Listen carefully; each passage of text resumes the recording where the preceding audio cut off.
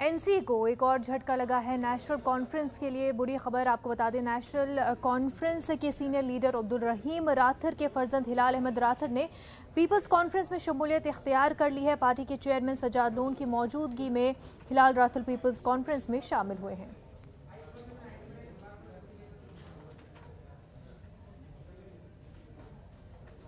Welcome करता हूं हिलाल rather साहब को। मैं आपको बताऊं, मैं बहुत खुश हूं।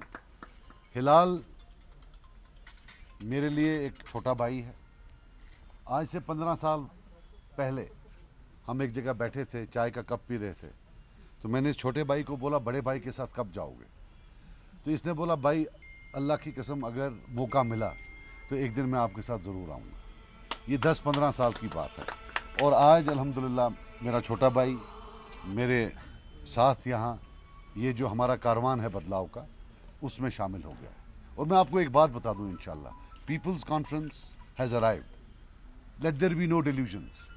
मुझे पता है यहाँ बहुत सूदसेयर्स हैं जो अपने एक पुराने माइंड सेट में हैं, who refuse to see reality as it exists and want to create reality as they want to see it. जो वो डिल्यूजनल लोग हैं, मैं उनको बोलना चाहता हूं, we have come, we have arrived and इंशाल्लाह we will conquer for the best of the people of JNU. Sajad Saab is a dynamic leader, as everybody knows it. He has a progressive vision, and I like his work I like his style of work.